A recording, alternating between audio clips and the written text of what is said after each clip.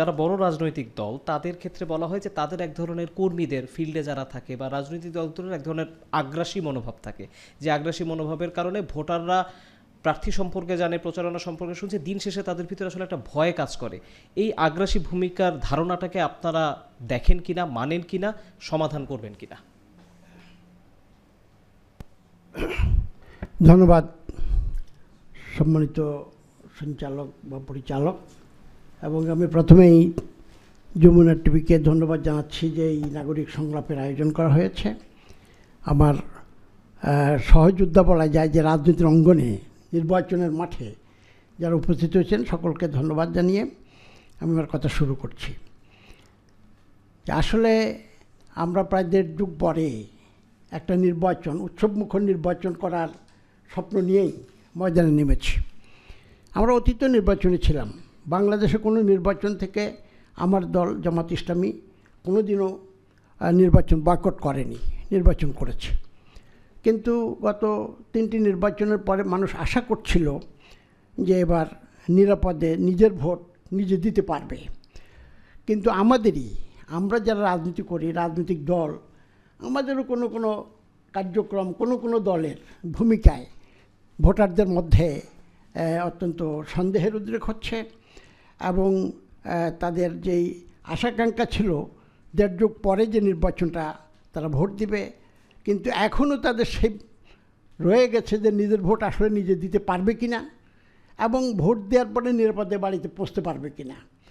কারণ আমাদের ভূমিকা রাজনীতিতে এখনও প্রচারণার সময় দেখা যাচ্ছে যে বর্তমান নির্বাচন কমিশন এখনও লেভেল প্লেয়িং ফিল্ড তৈরি করতে পেরেছে মনে হয় না। যা দেখে ভোটারদের মধ্যে প্রশ্ন যাচ্ছে যে আমরা তো প্রচারণা চালাতে গিয়েও মার খাচ্ছি, আমাদের কথা আমরা বলতে গিয়ে প্রতিপক্ষ করতে মার খাচ্ছি, তো কীভাবে কী করব, ভোট দিতে পারবো কি না আদৌ। এটা সবচেয়ে বেশি ব্যথাতুর করেছে যে শিডিউল ঘোষণার পর দিনই একটি রাজনৈতিক দলের নয়, তার একটা রাজনৈতিক ঠিকানার একজন প্রার্থী ঘোষণা দিয়ে সেখানে তাকে শিডিউল ঘোষণার পর দিনই তাকে মার খেতে হয়েছে, এবং সে পরবর্তীতে নিহত হয়েছে, শহীদ হয়েছে। কিন্তু এর বিচার আজ পর্যন্ত বর্তমান সরকার করার কোনো লক্ষণ দেখা যাচ্ছে না। এবং এর ভিতরেও আপনাদের মিডিয়ার জগতেও নানান রকমের কথা উঠছে। এখানে আদৌ এক একটা মিডিয়া এক এক দিকে ধাক্কাচ্ছে, অমুক করেছে তমুক করেছে ইত্যাদি করে নির্বাচন বিচার ব্যবস্থাটাকেও প্রশ্নবিদ্ধ করে তুলছে, যার ফলে মানুষ হতাশ। মানুষ এখনও আশা করতে পারছে না যে ভোট তারা নিরাপদে দিতে পারবে। এক্ষেত্রে আমি মনে করি যে প্রথমেই নির্বাচন কমিশনকে উদ্যোগ নিতে হবে, সরকারকে নির্বাচন কমিশনকে স্বাধীনভাবে কাজ করার সুযোগ দিতে হবে। আমাদের অবজারভেশন, বিশেষ করে আমার অবজারভেশন হচ্ছে যে সরকার যারা পরিচালনা করছেন, অন্তর্বর্তীকালীন সরকারের মধ্যেও বিশেষ কোনো পক্ষের প্রতি তারা দুর্বল কিনা এটা সন্দেহ সৃষ্টি হচ্ছে, যার কারণে সেই নালিশ করেও নির্বাচন কমিশনে যথাযথ পদক্ষেপ পাওয়া যাচ্ছে না।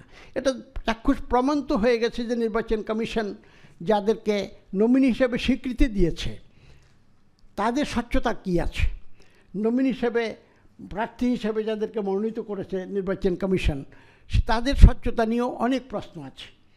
আমরা যারা মাঠে কথা বলতেছি, জাতিকে এই দিব সেই দিব, জাতির এই কল্যাণ করব, ভোটারদের এই নিরাপদ আশ্রয়ের ঠিকানা গড়ব, তাদেরকে আমরা এই সুযোগ দেব, আর সন্ত্রাস হতে দেব না, আর দুর্নীতি হতে দেব না, আর টাকা পাচার হতে দেব না, এই সমস্ত কথা আমরা যারা বলছি তাদের মধ্যেই ওই রোগ রয়ে গেছে। জানো আব্দুর রব, আমি একটু আপনার কাছ থেকে 1 মিনিট একটু আপৎকালীন সমাধানটা জেনে নিতে পারি। এই মুহূর্তে আপনার কাছে প্রথম সমাধান কি মনে হচ্ছে? নির্বাচন কমিশনের ভূমিকা নিয়ে আপনারা বলেছেন, কিন্তু নিজেদের রাজনৈতিক দলের কর্মীরা যাতে আচরণবিধি লঙ্ঘন না করে বা কোনো ধরনের আগ্রাসী মনোভাব না করে সেটি নিয়ন্ত্রণের কোনো উদ্যোগ কি আপনারা নিয়েছেন? নির্বাচন কমিশনের কাছে সব আইন, সব তারা যাচাই বাছাই করবে, সেখানে প্রার্থীদের মধ্যে কার কী সুবিধা অসুবিধা আছে, সমস্যা আছে, সেটা যাচাইয়ের দায়িত্ব তো নির্বাচন কমিশনের। নির্বাচন কমিশন একবার মনে করেন আমাকে নিষিদ্ধ করলো যে না হতে পারবো না, আবার কতক্ষণ পরে আমি যখন আবার মানে মোটা হাতে সেটা ধরলাম, তখন আবার আমাকে প্রার্থী হিসেবে ঘোষণা করে দিল। তাহলে এটা নির্বাচন কমিশনের ভূমিকা না? নির্বাচন কমিশনই এখনও মনে হয় মানে তারা কোনো দিকে ঝুঁকে আছে, যার কারণে প্রথম দফাতেই তো প্রার্থীদের মানে কী বলে স্বচ্ছ প্রার্থী যদি ঠিক করতে না পারে, স্বচ্ছ নির্বাচন হবে কী করে? সেখানেই তো সে টাকার থলি নিয়ে যাবে, লাঠি নিয়ে যাবে, সন্ত্রাস নিয়ে যাবে, ভোটারদেরকে ধরে নেবে, মারবে। যেমন আমি 2বার ভোট করেছি, ইলেকশন করেছি, আমার ভোটারদেরকে পথে পথে মেরেছে, আমার ভোট কেন্দ্র দখল করেছে, সে ওরা এখনও ভোট করতেছে, সে তারাই আছে। তা আমরা তো তারাই রয়ে গেছি। আমরা তো সেই সেকেলে পদ্ধতি পরিবর্তন আমরা যে জুলাই বিপ্লবের পর যে একটা পরিবর্তনের স্বপ্ন নিয়ে এবারে উৎসবমুখর নির্বাচন করতে চাচ্ছি, এই পরিবর্তন তো এখনও দেখা যাচ্ছে না। নিঃসন্দেহে